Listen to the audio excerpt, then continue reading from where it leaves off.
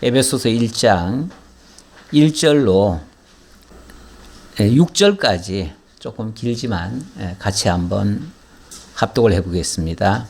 하나님의 뜻으로 말미암아 그리스도 예수의 사도된 바울은 에베소에 있는 성도들과 그리스도 예수 안에 있는 신실한 자들에게 편지하노니 하나님 우리 아버지와 주 예수 그리스도로부터 은혜와 평강이 너희에게 있을지어다.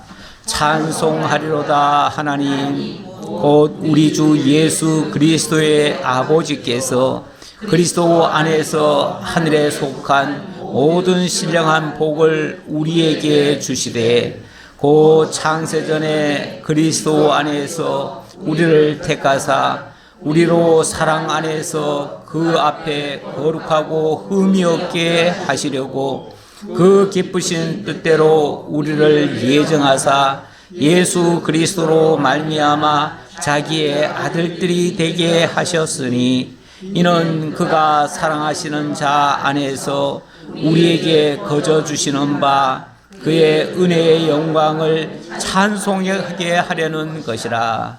아멘. 에베소서의 말씀은 정말 언제 우리가 읽고 들어도 너무나 귀한 말씀이다라고 생각이 듭니다. 제가 이 말씀을 준비하면서 좀 요절을 하나 뽑아보려고 오늘 1장만 하니까 1장에서 가장 중요한 말씀이 무엇일까를 찾아보려고 제가 100분을 읽었는데 어느가 하나도 귀하지 않은 말씀이 없어가지고 그렇다고 다 요절 삼을 수는 없고요. 정말 다 요절 삼고 싶은 말씀이에요. 한 말씀 한 말씀 한 단어조차도 그냥 흘려버릴 수 없는 너무나 귀한 말씀이라서 그래서 이 말씀을 강조를 할까 이 말씀을 강조를 할까 또 저 말씀을 강조할까 계속 헤매다가 결국은 마지막으로 한마디 잡은 것이 마지막 끝에 나오는 말씀이죠. 교회는 그의 몸이니. 교회는 그의 몸이니. 그 바로 직전에는 교회의 머리로 삼으셨느니라. 그리스도는 교회의 머리가 되시고 우리는 그 그리스도의 몸이다라는 말씀. 이 말씀에다가 초점을 맞췄습니다. 그래서 제목을 그리스도의 몸된 교회, 머리이신 그리스도의 몸된 교회 이렇게 했으면 더 좋겠는데 너무 또 길어서 그냥 그리스도의 몸된 교회 이렇게 적었어요. 나중에 제가 제목을 또 바꿀 수도 있습니다. 머리 되신 그리스도의 몸된 교회 이렇게도 바꿀 수가 있겠는데 어쨌든 요 두 가지 내용 그리스도는 우리의 머리시다. 그리고 교회는 그의 몸이다. 이 사실이 이 부분에서 제일 중요하다. 그렇게 생각이 됩니다. 오늘 교회 설립, 우리 교회가 세워진 지 29년 차가 되는 날입니다. 사실은 내일이죠. 내일이 29년 차 되는데 오늘 앞당겨서 오늘 특강으로 준비를 했습니다. 이 땅에 세워지는 교회의 모습, 그 첫 모습은 어찌 보면 참 보잘것없습니다. 저희 교회도 참 보잘것없이 시작했죠. 처음에 교회 개척하고 우리 집 식구 3사람하고 한 명이 보태줬어요. 보태준 사람이 우리 형님이에요. 자리라도 채워준다고 4명이 첫 예배를 드렸어요. 뭐 아무도 없었죠. 그렇게 시작한 교회가 그래도 29년이 지나오면서 조금 많을 때는 뭐 상당히 좀 많기도 했었지요. 한 60명까지 60명까지 갔었죠. 60명까지 가다가 지금은 다시 조금 또 줄었습니다. 계속 이렇게 좀 굴곡이 좀 있습니다. 교회라고 하는 것이 항상 우리의 생각대로 그렇게만 되어지면 얼마나 좋겠습니까? 그런데 교회는 항상 항상 어려움이 함께 동반되고 있습니다. 이 지상교회를 그래서 우리가 쉽게는 교회가 하나님의 나라의 어떤 모형처럼 생각을 해서 하나님의 나라의 모습이니까 얼마나 좋아야겠습니까? 얼마나 아름답고 얼마나 좋아야 되겠습니까? 그런데 사실 이 땅의 교회는 하나님의 나라의 모양을 띄고는 있지만 그러나 실제 하나님의 나라의 그 모습을 온전히 담고 있지는 못합니다. 그러다 보니 상당히 여러 가지 어려움도 많고 부족함도 많고 그래서 그렇게 크게 기대했던 사람에게는 좀 실망을 주는 경우도 있습니다. 그러다 보니까 치열하게 뭔가와 더불어 싸우는 그런 상태가 지속이 됩니다. 그래서 이 땅의 교회를 그래서 다른 말로 뭐라고 그러냐면 전투하는 교회 이렇게 얘기를 합니다. 전투하는 교회. 전투한다고 하니까 왠지 교회가 좀 삭막하게 느껴질 수도 있는데 실제 교회의 모습이 그렇습니다. 이 복음이 전파되는 곳에도요 항상 전쟁 같은 것이 있었어요. 우리나라에도 이 기독교 복음이 들어올 때 엄청난 박해가 있었습니다. 그래서 교회가 전해지는 곳마다 소용돌이가 칩니다. 많은 피바람이 붑니다.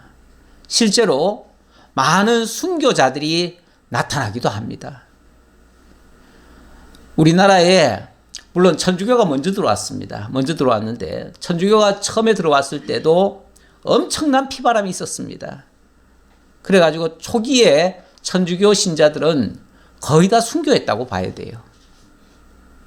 그리고 기독교도 나중에 들어오면서 엄청난 핍박을 받았습니다.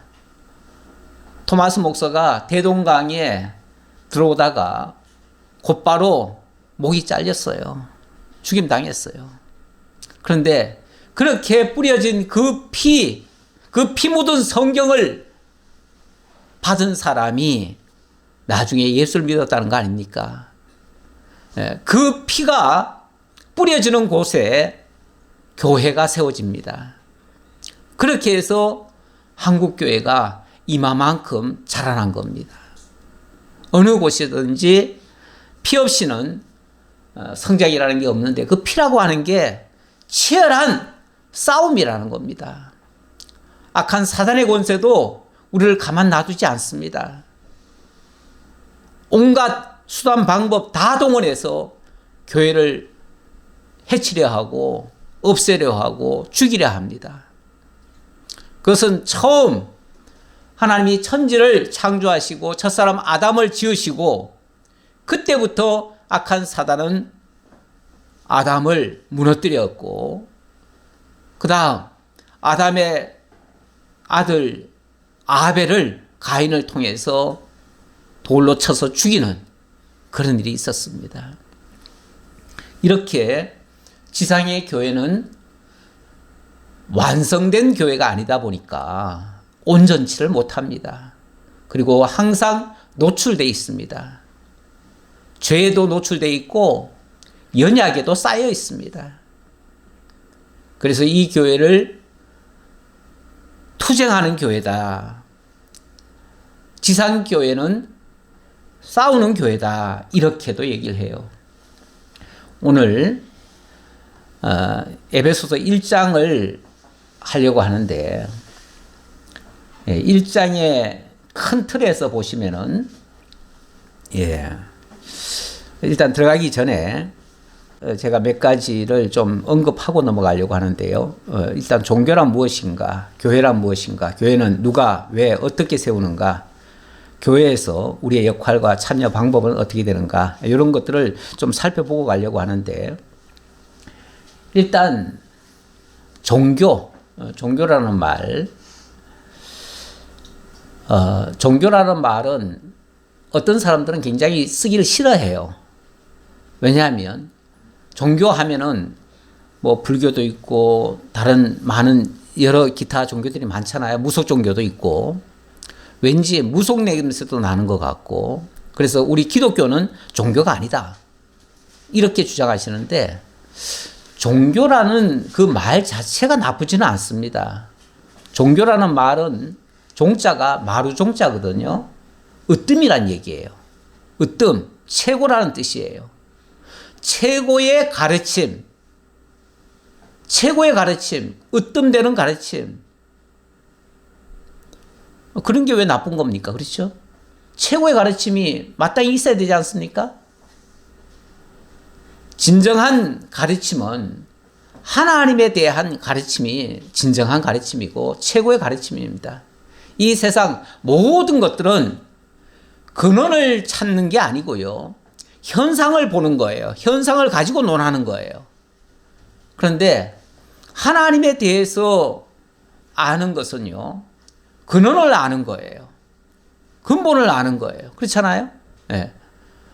만유의 근원을 아는 것이 얼마나 중요합니까? 그것을 가르쳐 주는 것이 종교예요. 그런 의미에서 종교라는 이름은 참 좋은데, 이런 종교를 저 종교 같지도 않은 그런 것에다가 종교라고 같이 묶어 놓으니까 우리가 기분이 나빠서 기독교인들이 우리는 종교가 아니다 그러는데, 아니 그 좋은 걸 왜 우리가 포기를 합니까? 예. 우리만이 유일무이한 진짜 종교다 이래야지요. 그렇죠? 우리가 진짜 종교예요. 왜냐하면 하나님에 대해서, 만유의 근원 되시는 하나님에 대해서 증거하는 내용이니까요. 하나님을 가르쳐주는 내용이니까. 하나님을 알면 세상 그 하나님 안에 있는 모든 것을 같이 알 수가 있어요. 그래서 우리가 세상을 알려면 하나님을 알아야 세상을 알 수가 있어요. 네.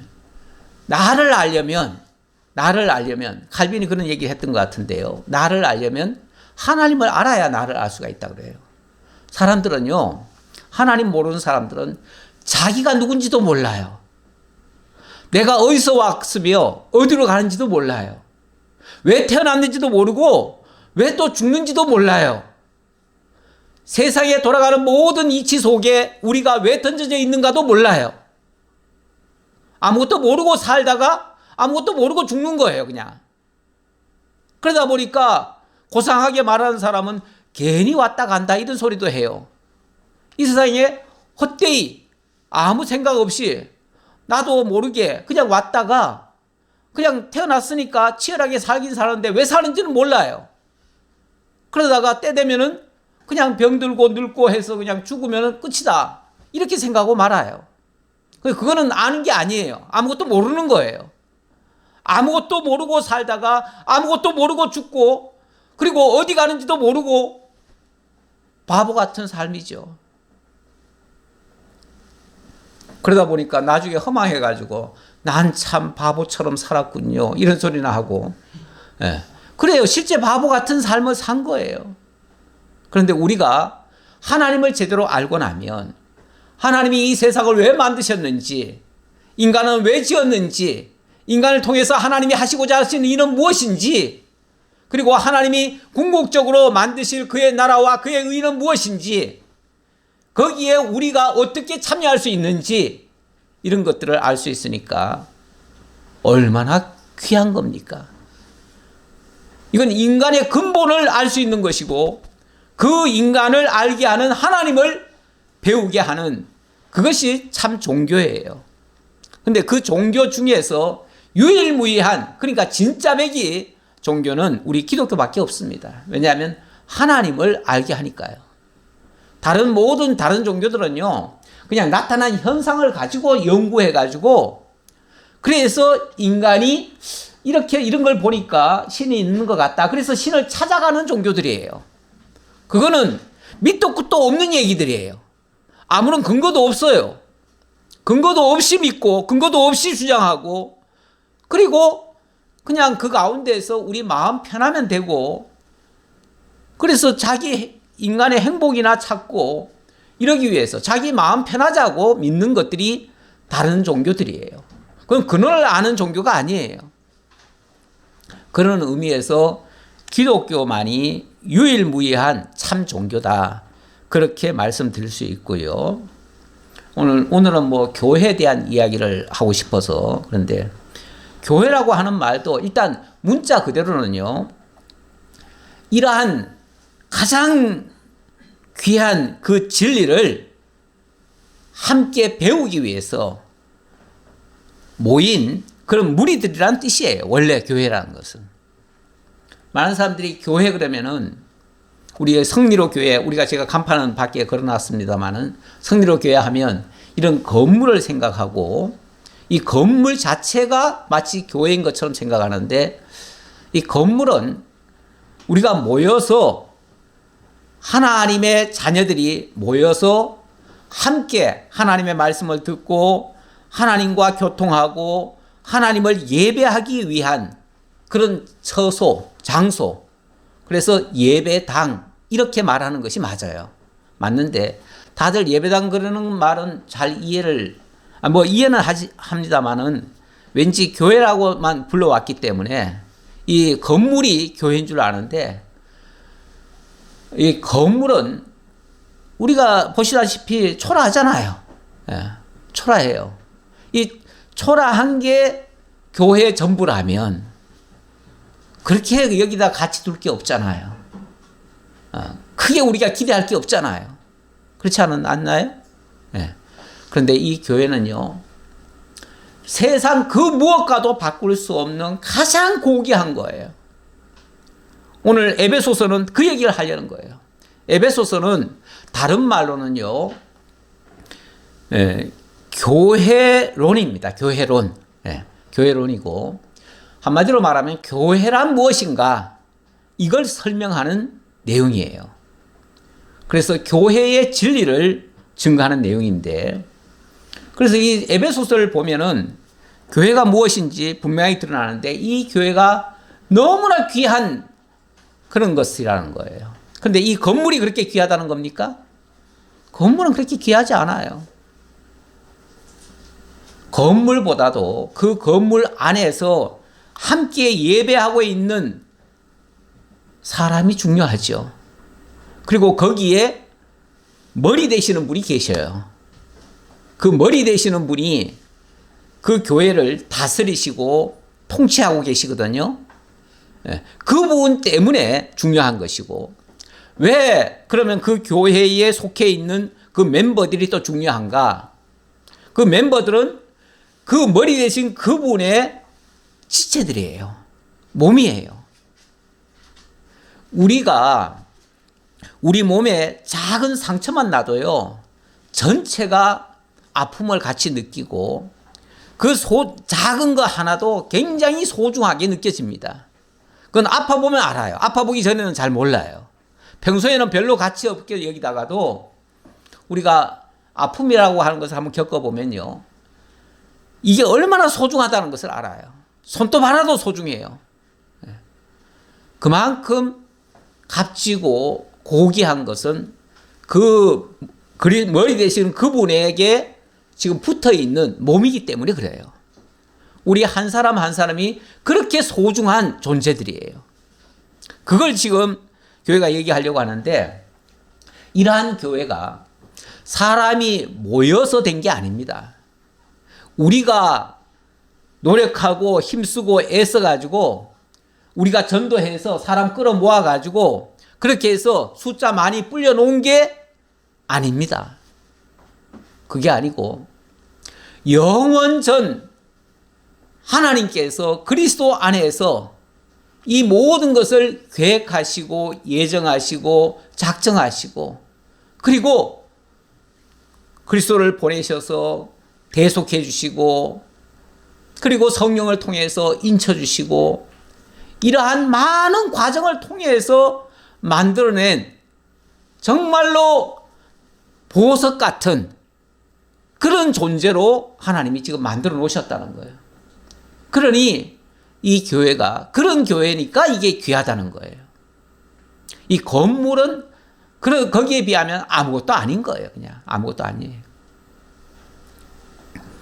자, 그런 얘기를 이제 하고 싶고요. 그래서 이 교회를 세우시는 분은 하나님이시고 그리스도를 통해서 세우셨고, 당신의 영광을 위해서 이렇게 세우셨다라는 내용입니다. 그 교회에 하나님이 우리를 참여케 하셨습니다. 그러니 우리가 그 사실을 알아야 되겠죠. 알아야 우리가 그 은혜의 영광을 찬양하며 그분과 함께 거할 수 있겠죠. 예, 그래서 이런 내용들을 아는 게 중요하다라는 얘기고요. 자, 에베소서의 서론 좀 들어가 보겠습니다. 예, 기자와 연대는 주후 62년경이고요. 사도 바울이 3차 전도 여행까지 하고 4차 로마 전도까지 갔었는데 2, 3차에 이 에베소를 들리고 에베소에서 말씀을 증거하면서 그 교회를 향해서 나중에 이 말씀을 전하는 내용인데요. 에베소는 굉장히 그 소아시아에서 한 중간에 있습니다. 소아시아가 이방 전도의 아주 핵심인 그런 나라인데요. 오늘날의 터키 지역이에요. 근데 거기에서 가장 중심적인 곳인데 사도 바울이 애정을 많이 두고 복음을 전하다가 많은 핍박을 또 당하기도 한 곳입니다. 그곳에서 복음을 전했던 것을 나중에 자기가 감옥에 갇혀 있으면서 전한 내용입니다. 지도자가 복음을 전하다가 감옥에 갇혔다. 그러면은 성도들이 많은 혼란을 겪습니다. 그리고 막 동요가 일어나죠. 그래서 막 흩어지기도 하고 이렇게 되는데 그 외적인 환경은 매우 안 좋은 상황이지만 그러나 그들에게 이 교회가 무엇인가를 가르쳐 주면서 그들의 신앙을 다잡는 그런 내용이에요. 그러다 보니까 교회의 근원에서부터 교회의 그 결과까지 교회에 관한 A에서 Z까지 모든 것을 다 설명하는 그런 내용이 되겠습니다. 제가 아까 지상교회를 가리켜서 전투하는 교회라고 그랬는데 신약 성경에 개요가 어떻게 되어 있냐면요. 교회를 중심으로 해서 이루어집니다. 하나님께서 사복음서를 통해서 교회 기초가 세워지고 그 기초 위에 교회가 설립이 되어지고 설립된 교회를 양육하고 무장하고 투쟁을 통해서 마침내 승리를 거두게 하는 그런 내용으로 구성되어 있습니다. 제가 이걸 도표를 하나 작성해 봤는데요. 일단 성경 전체는 구약과 신약으로 되어 있잖아요. 구약은 여호와 하나님의 언약의 말씀입니다. 그리고 신약은 그리스도의 성취의 말씀입니다. 그런데 이 신약 성경은 크게 두 가지로 나눌 수가 있는데요. 예수님이 직접 당신이 몸으로서 실천해 주신 내용이 있어요. 그게 예수에 의한 성취고요. 그게 이제 사복음서죠. 그리고 두 번째는 성령에 의한 성취인데 이것은 그리스도께서 십자가를 지시고 지상사역을 완성하셨죠. 완성하시고 내가 가면 너희에게 유익이다 라고 하시면서 내가 가면 성령을 보내주겠다. 성령께서 내가 한 모든 것을 생각나게 하고 그것을 이루게 할 것이다. 이렇게 말씀하십니다. 그것이 바로 성령에 의한 성취입니다. 그래서 예수에 의한 성취는 쉽게 말하면 사복음서예요. 사복음서만 예수님이 직접 다니시면서 당신의 행적을 다 기록한 내용이에요. 그리고 사도행전부터는 성령에 의한 성취예요. 자, 예수님께서 이런 말씀하셨죠. 사도 베드로에게 신앙 고백을 받으시고 너는 나를 누구라 하느냐 했을 때 베드로가 주는 그리스도시요 살아계신 하나님의 아들이십니다. 이렇게 고백을 하니까 바요나 시몬아 네가 참 복이 있다 하면서 너에게 이 사실을 알게 한 이는 혈육이 아니고 하늘에 계신 너의 아버지시다 하면서 이 반석 위에 내 교회를 세우겠다. 이렇게 얘기를 했습니다. 근데 그 반석이란 단어가 페트라입니다.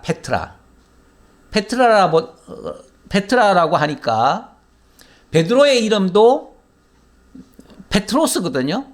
페트로스니까 그거는 굉장히 견고한 바위라는 의미가 있어요. 거기에도. 그러니까 이게 페트라와 페트로스가 같은 단어로 생각을 하고, 그래서 이 반석 위에 내 교회를 세우겠다 한 말씀을 베드로 위에 교회를 세우겠다라는 말로 이해를 해요, 사람들이. 특히 어디서 그렇게 이해를 했냐면 천주교에서 그렇게 이해를 했어요. 그래서 베드로 위에 교회를 세워야 된다라고 생각을 한 거예요. 그래서 실제로 베드로가 죽고 난 다음에 베드로의 무덤이 있잖아요. 그 무덤 위에다가 교회를 세웠습니다. 그 세워진 교회가 뭐냐면 로마의 바티칸 성당입니다. 그러니까 바티칸 성당 밑에는 베드로의 시신이 있는 거예요. 그래서 베드로 위에다가 교회를 세웠기 때문에 이 교회가 유일무이한 진짜배기 교회다. 이렇게 얘기를 합니다. 그리고 그 베드로가 하나님께서 예수 그리스도를 통해서 그 교회를 세우라고 하셨기 때문에 그 교회의 수장은 베드로다. 예수님은 그 베드로에게 자기의 모든 권한을 다 맡기셨다. 그래서 교회의 수장은 이제 베드로가 된다.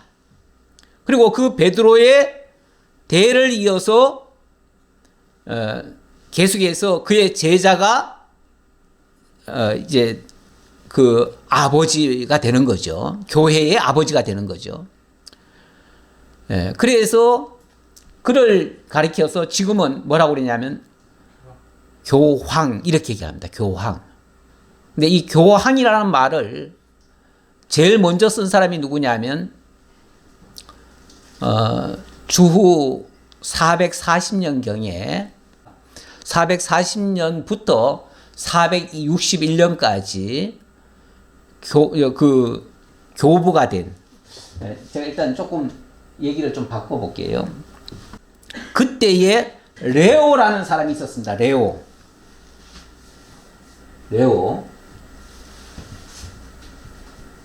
1세죠. 레오 1세가 뭐라고 선언을 했냐면, 내가 쉽게 말하면은 이 베드로의 무덤 위에서 세워진 이 교회에 내가 머리기 때문에 내가 대교황이다. 파파스라고 그때 이제 그렇게 이름을 자기를 했는데, 그러니까 그 이전보다도 이름을 더 강화를 시킨 거예요. 그래서 그때부터 본격적인 교황제가 시작이 된 겁니다. 그 전까지는 뭐라고 그랬냐면, 원래 성경상으로 말하면은 예수님의 직계 제자를 뭐라고 그러죠? 사도라고 그러죠. 사도라고 그래요. 사도고, 이 사도의 제자를 뭐라고 그러냐면은 속사도라고 그럽니다. 그리고 속사도의 제자를 뭐라고 그러냐면 교부라고 그럽니다. 교부. 그러니까 이게 이제 교부라는 이름으로 내려왔던 거예요. 교부라는 이름으로 내려왔는데, 이때부터 레오 1세가 쉽게 말하면 교부라는 말이 이게 좀 가볍게 느껴지나 봐요. 교부라는 말도 교회의 아버지란 말이잖아요. 이것도 적은 말이 아니에요. 굉장히 큰 말이에요. 교회에서 제일 으뜸이란 얘기잖아요. 그런데 이걸 이제 교황으로 바꿔버린 거예요. 교황으로. 교황은 뭐죠? 황제가 되는 거 아닙니까? 황제. 이때부터는 교황이 그냥 교회에서의 아버지가 아니라 이 신앙을 갖고 있는 모든 나라의 권한까지도 다 통제하는 거예요. 그러니까 세상의 왕들이 있잖아요. 왕들. 원래 황이라고 하는 것은요, 황이라고 하는 것은 왕들을 주관하는 자를 황제라고 해요. 그렇죠? 그러니까 황제는 어느 작은 한 나라의 왕이 아니에요. 여러 나라의 왕들을 주관하는 자, 그가 바로 황제예요.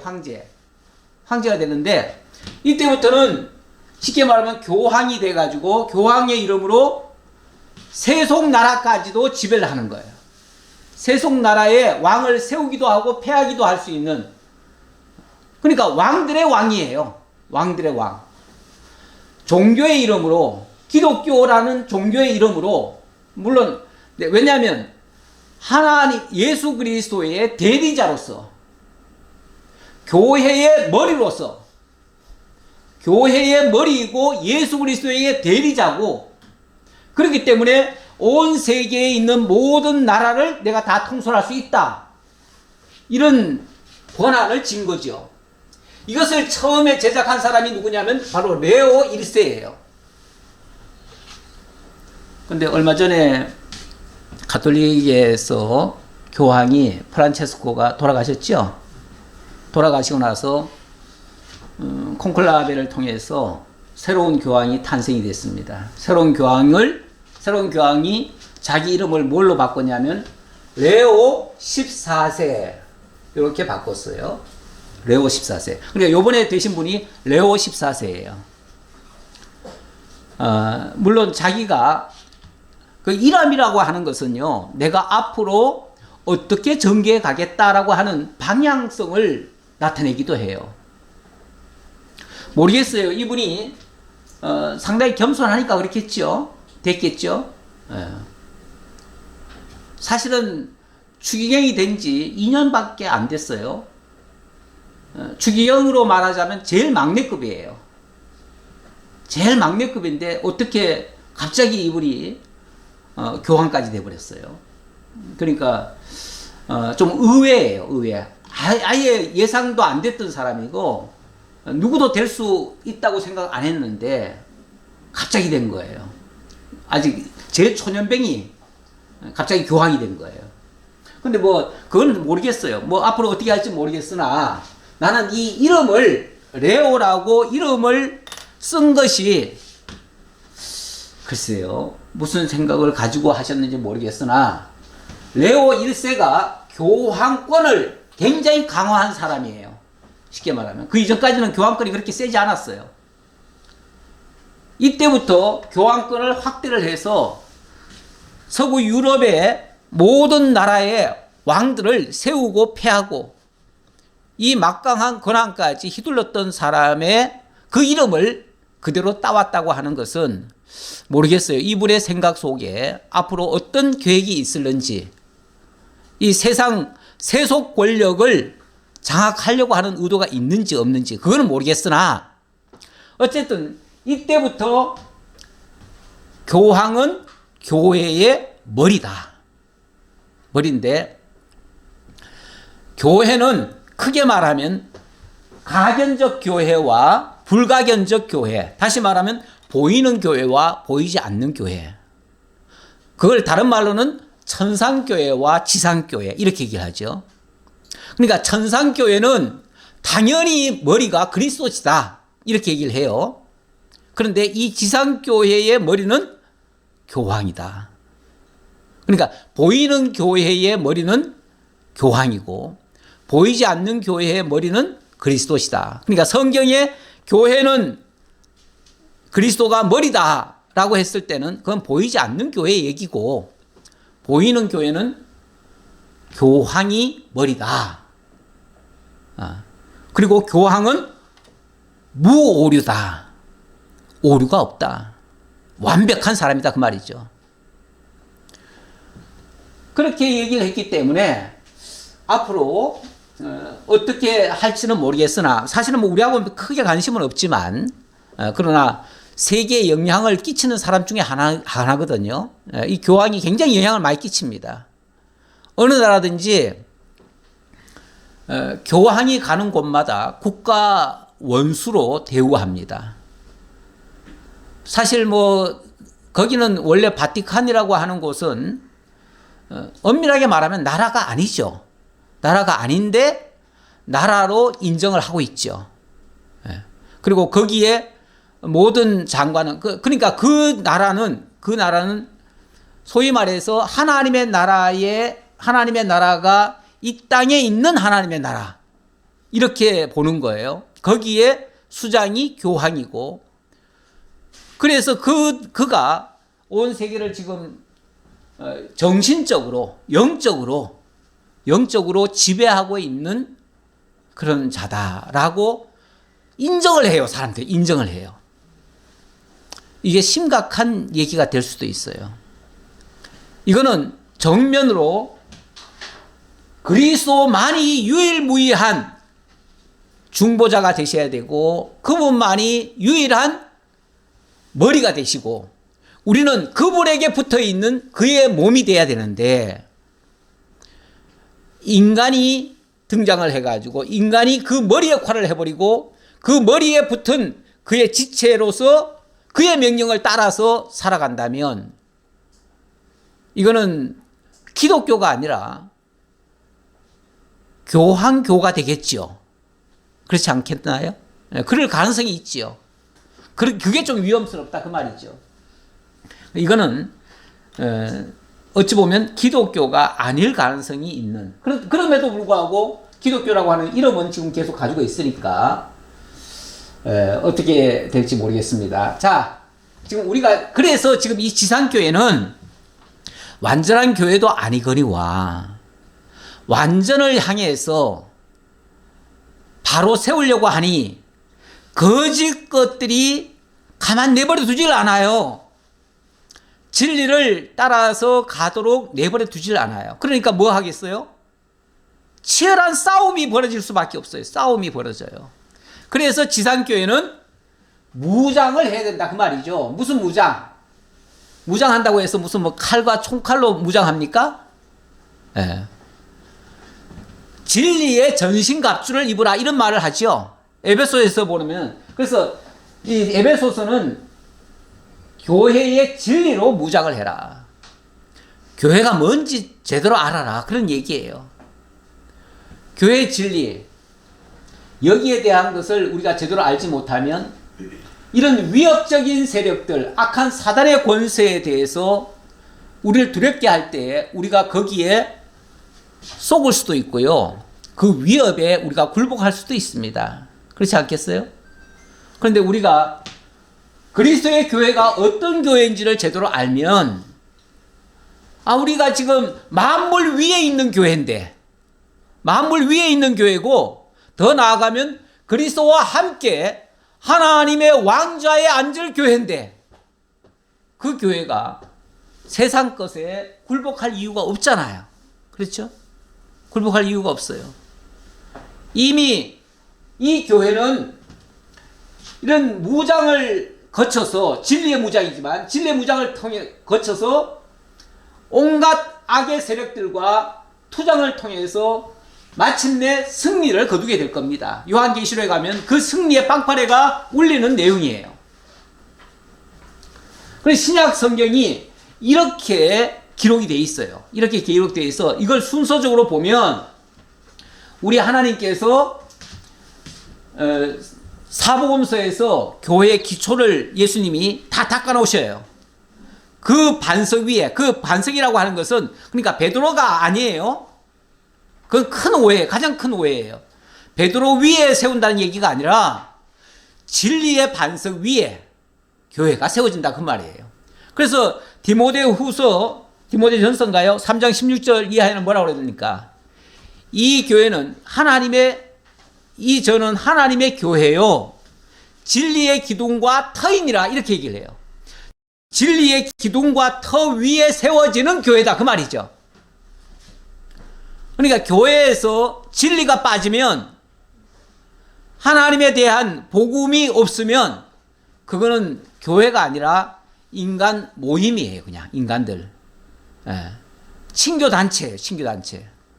사람들을 많이 끌어모아가지고 이 안에서 재미있게 많은 이야기하고 또 맛있는 거 먹고 같이 즐기고 그렇게 즐기는 그냥 하나의 단체일 뿐이에요. 진리가 없으면 그렇다 그 말이에요. 그런데 하나님을 제대로 알고 하나님이 이 세상을 통해서 당신이 일구어내시는 그 모든 역사를 제대로 알고 있다면, 그렇게 깨닫고 함께 그 하나님을 예배하고 찬양하는 그들이 바로 교회가 된다 그 말이에요. 그래서 에베소서는 진리로 무장하는 내용이고, 진리로 무장하는 가운데서도 가장 중요한 것은 교회의 설립, 교회가 설립되어지고 그 세워진 교회를 성장시켜 가시고, 3, 4장에 성장시켜 가시고 5, 6장에서는 그렇게 세워진 교회 안에서의 정말 하나님 앞에 합당한 그런 생활, 교회 생활, 그냥 이론적으로만 아는 생활이 아니라 삶 속에서 교회로서, 성도로서, 하나님의 자녀로서 살아가는 방식, 그런 것들을 증거하고 있다 그런 얘기예요. 그런데 1, 2장은 교회 설립입니다. 설립인데 1장은 영원한 교회에 대한 말씀이에요. 그리고 2장은 이 지상교회에 대한 이야기예요. 그러니까 영원한 교회와 지상교회, 아까 제가 보이는 교회와 보이지 않는 교회 얘기했죠. 가견적 교회와 불가견적 교회. 진짜 교회는 원래 보이지 않지만 영원한 하나님의 계획에 의해서 하나님이 준비해 놓은 그 교회예요. 거기에 우리를 하나님이 멤버로 참여시켜요. 그래서 우리는 그 교회에서 멤버가 된 자들이 이제 지상교회에서 교회 생활을 하는 거예요. 그래서 우리의 근원은 이 땅에서부터 시작이 아닙니다. 이 땅에서부터가 아니라 하나님의 영원한 계획에서부터 시작된 거예요. 그러니 하나님의 그 계획을 우리가 알면은 우리가 상상도 못했던 그 하나님의 은혜가 깨달아지게 되겠죠. 그러면은 그 교회는 이미 승리한 교회나 다름없거든요. 그런 교회이기 때문에 그런 교회에 내가 멤버가 되었다는 것은 이 세상에 그 어떤 어려움이 와도 두렵지가 않아요. 다 이겨낼 수가 있는 거예요. 이미 승리가 보장되어 있는 거예요. 그래서 우리가 힘있게 이 세상 살아가고 교회 생활도 할 수 있고 이 기쁜 소식을 정말 아직까지 그 사실을 모르는 자들에게 알려줘야 될 그런 사명감을 갖는 거예요. 그게 교회의 성장 내용이에요. 그렇게 하는 내용이에요. 그래서 오늘 1, 2장을 통해서 교회 설립 얘기를 하는데요. 서론이 너무 길었나요? 예. 예, 그래서 설립의 기초, 설립의 실제. 예. 제가 교회 설립이란 말을 썼는데, 우리 아까 안수 지사님 기도하실 때 교회 창립 얘기를 하셨어요. 예. 저도 오늘 본문에다가 창립이란 얘기도 써놓고 설립이란 얘기도 써놨어요. 예, 그런데 이제 창립이라 그러면은 맨 처음 시작을 얘기하는 거예요. 그렇죠? 창이라는 말 자체가 처음을 얘기하는 거예요. 우리 창세기 그러잖아요. 이 태초에 이 모든 것이 없을 때의 첫 시작이 창이에요. 그렇죠? 창이고, 설립이라고 하는 것은 이미 창립된 것을 다시 세워가는 거예요. 세워가는 거. 오늘 우리가 지금 이 교회가 29년 전에 세웠습니다. 우리는 설립이라고 얘기를 했죠. 근데 이제 이걸 창립이라고 쓰시는 분들도 있어요. 근데 창립이라 그러면은 교회가 이 세상에 처음 나왔다는 얘기가 돼버리니까 우리가 처음은 아니잖아요. 우리는 이미 시작된 교회가 지금 수천 년이 지나와가지고 지금도 곳곳에 계속 세워지고 있는 거죠. 계속 세워지고 있는 거죠. 이거 세워지고 있는 거는 계속 확장되어져 가는 거예요. 이거는 이미 창립된 교회가 계속 뻗어나가는 거예요. 마치 가지가 뻗어나가듯이. 예. 이거는 교회가 새롭게 하나 만들어지는 게 아니고 이미 세워진 교회에 가지가 쳐지는 거예요. 그래서 이런 교회를 뭐라고 그러냐면 지교회라 이렇게 얘기를 해요. 가지 짓자 지교회. 그러니까 원교회는 하나입니다. 그리스도의 몸된 교회는 유일하게 하나입니다. 하나. 한 교회고, 그래서 교회는 하나예요. 머리도 당연히 하나시죠. 한 분이시죠. 한 분. 우리는 그 머리에 붙어 있는 어찌 보면 가지들이에요. 가지들.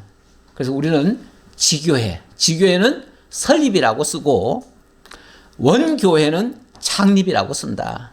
그래서 제가 오늘 본문에는 창립이라는 표현도 썼어요. 예.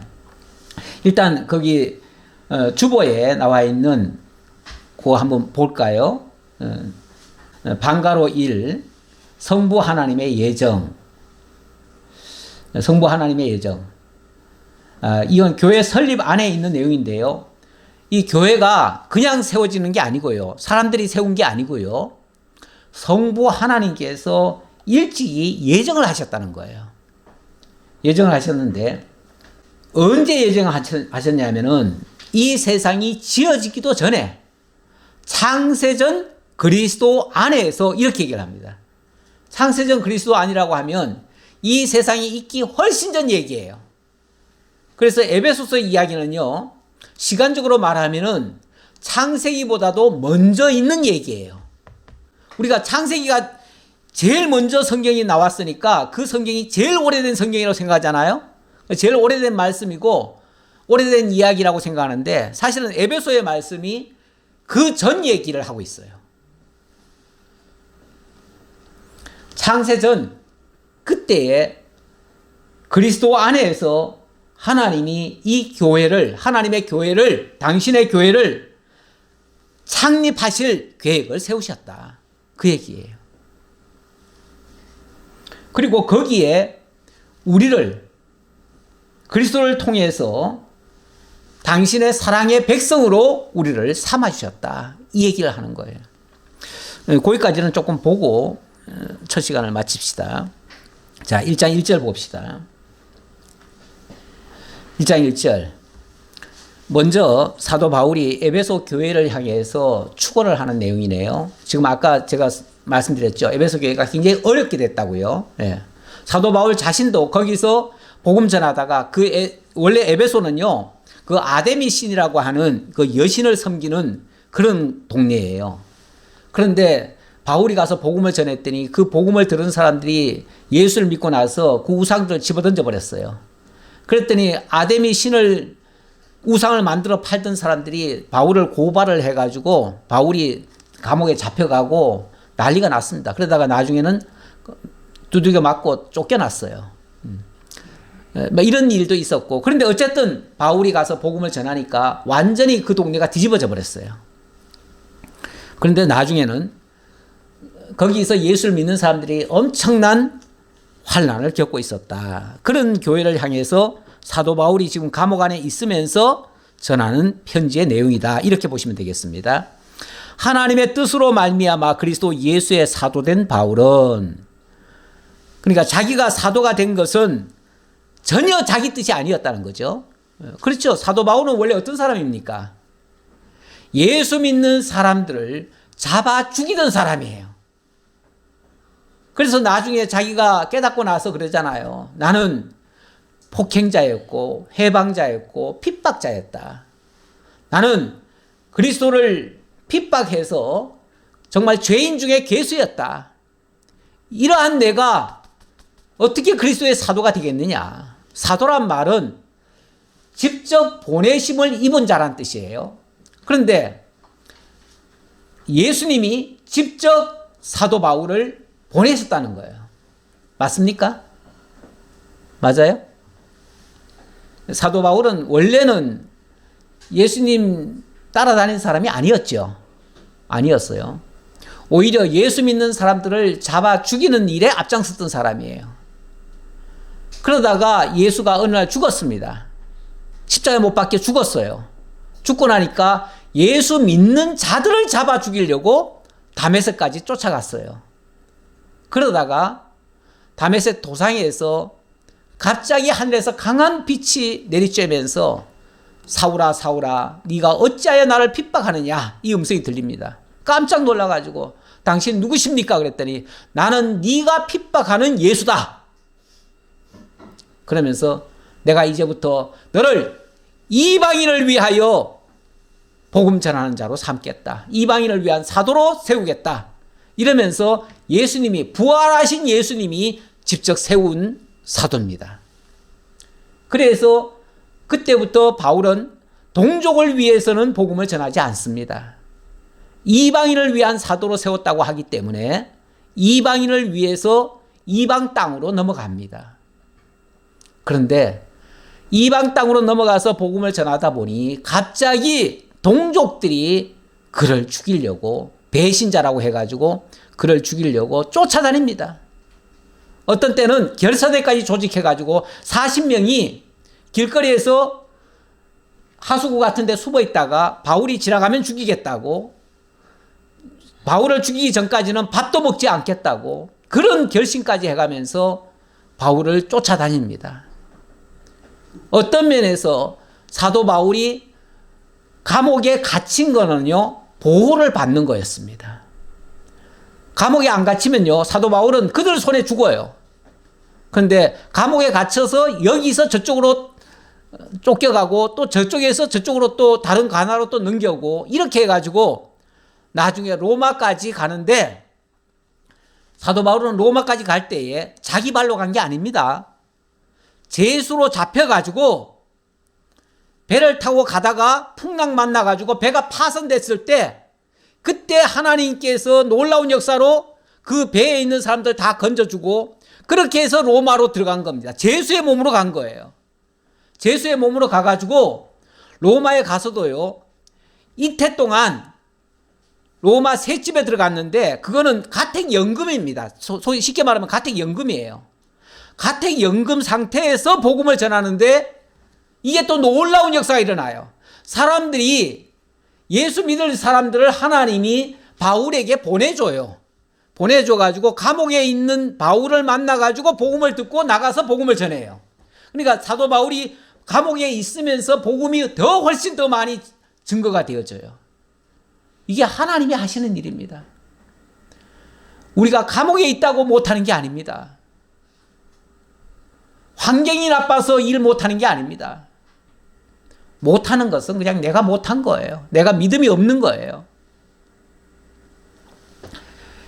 자, 예수의 사도된 바울, 이거는 전적인 하나님의 뜻으로 말미암아 그렇게 된 거다라고 자기를 고백하면서 에베소에 있는 성도들과 그리스도 예수 안에 있는 신실한 자들에게 편지하노니, 하나님 우리 아버지와 주 예수 그리스도로부터 은혜와 평강이 너희에게 있을지어다. 예, 하나님의 은혜와 평강, 그 정말 은혜와 평강이라고 하는 거는 그들에게는 평강이 지금 없습니다. 사실은 없는데, 하나님의 은혜가 깨달아지면 거기서 오는 평강입니다. 그러니까 하나님이 그들과 함께 있다고 하는 사실이 깨달아지면 거기서 평강이 오는 겁니다. 오늘 우리도 그렇습니다. 환경을 생각하면요, 늘 불안해요. 주변 환경이 결코 우리에게 좋은 게 없어요. 그러나 하나님이 나와 함께 계시고 내가 어떤 상황에 놓여 있더라도 주님이 나와 동행하고 계시다 하면 두려운 마음이 사라지는 거예요. 평강이 오는 거예요. 그게 하나님의 은혜이고, 그 은혜의 역사가 나로 하여금 평강을 만들어주는 거예요. 그러니까 사도 바울의 이 말은 하나님이 너희와 함께 있다고 하는 사실을 기억해라, 그 얘기예요. 그러면서 이제 본격적으로 하고 싶은 말은 이 얘기예요. 찬송하리로다. 대뜸 하는 말이, 이게 첫 번째로 하는 말이에요. 앞에 거는 그냥 인사말이고요. 지금 바울이 전하고 싶은 첫 번째 말은 찬송하리로다. 찬송하리로다라는 말은 찬송하라는 말이 아니에요. 우리가 찬송할 것이다. 찬송할 수밖에 없다. 그 말이에요. 찬송할 수밖에 없다. 이건 당연한 말이다. 그 말이죠. 우리는 찬송할 수밖에 없습니다. 왜냐하면 그리고 이제 설명을 하는 거예요. 왜 찬송할 수밖에 없느냐 하면은 곧 우리 주 하나님, 곧 우리 주 예수 그리스도의 아버지께서 그리스도 안에서 하늘에 속한 모든 신령한 복을 우리에게 주셨기 때문에, 하늘에 속한 모든 신령한 복을 우리에게 주셨기 때문에 우리는 찬송하지 않을 수가 없습니다. 이 얘기예요. 우리가 세상의 복을 많이 추구합니다. 그렇죠? 세상의 복이라고 하는 게 부귀, 강령, 뭐 이런 거 아닙니까? 뭐 장수, 고종명까지. 쉽게 말하면 잘 태어나서 잘 먹고 잘 살다가 건강하게 9988 잘 살다가 마지막에 잘 죽는 거, 그게 다 복이다. 그걸 이제 세상적인 복이라고 하지요. 근데 우리는 이 땅에서 어떻게 사느냐가 중요한 게 아니라 이미 하나님께서 영원 전부터 그리스도 안에서 하늘에 속한, 하늘에 속한이란 말은 하늘에 있는 그 모든 복, 우리가 이 땅에서 경험하지 못한 모든 신령한 복, 그걸 몽땅 다 우리에게 주시려고. 얼마나 큰 복인데요. 세상 그 무엇과도 비교할 수 없는 그런 어마어마한 복을 하나님이 준비하고 계시다. 그걸 우리에게 주려고 하고 있다. 곧 창세전에 그리스도 안에서 우리를 택하사, 그리스도 안에서 우리를 택하사 우리로 사랑 안에서 그 앞에 거룩하고 흠이 없게 하시려고. 사랑 안에서란 말은, 자, 그리스도를 택하사, 그리스도 안에서, 사랑 안에서, 이렇게 얘기를 하는데, 결국 하나님이 당신의 사랑의 대상으로 우리를 택했다, 그 얘기예요. 하나님의 사랑의 대상. 사람은요, 사랑하는 것이 있어야 그걸 가지고 삽니다. 그렇잖아요? 그거 없으면 너무 허무하고 아무 재미가 없어요. 하나님도 마찬가지겠죠. 하나님도 만약에 당신의 사랑하는 대상이 없다면 아무 재미 없으시겠죠. 그런데 하나님께서 당신의 나라를 세우시고, 영원자존하신 하나님께서 당신의 영원한 나라를 세우시고 그 나라를 통해서 당신의 사랑하는 자들에게 그 모든 것을 주시기 위하여 이 모든 계획을 세우셨다, 그 말입니다. 거기에 우리가 참여한다, 그 말이죠. 세상에 값비싼 것이 많고 값진 것이 많아도 그림의 떡일 수도 있잖아요. 그렇죠? 나와 무관하면 그림의 떡이에요. 그런데 그림의 떡이 아니라 내가 그 당사자다. 그 하나님의 사랑의 당사자다. 대상이다. 얼마나 큰 복입니까? 우리가 그 복을 이미 하나님의 계획 속에서부터 가지고 있었다. 하나님이 준비하고 계셨다. 이 사실입니다. 길게 할 수가 없네요. 시간이 가서. 오전 시간은 여기까지 하고요. 나머지는 오후 시간에 마치겠습니다. 어쨌든 다 해야지요. 오후 시간에 하는데, 가능하시면은 같이 식사하시고, 조금 쉬셨다가 이야기도 나누시고, 함께 오후에 같이 하셨으면 좋겠습니다. 기도하겠습니다. 하나님, 감사합니다. 오늘 저희에게, 교회 설립 29주년을 맞아서 다시 한번 교회란 무엇인가에 대한 생각을 깊이 할 수 있도록 오늘 이 말씀 준비하게 하셔서 감사합니다. 말씀 통해서 진정한 복이 무엇인가를 다시 한번 깨달을 수 있는 시간 되게 하시고, 이 짧은 시간이지만 값진 하나님의 진리, 교회의 진리를 바르게 인식하고 터득할 수 있는 시간 되게 하옵소서. 모든 걸 주님 앞에 감사드리오며 예수님 이름으로 기도하옵나이다. 아멘.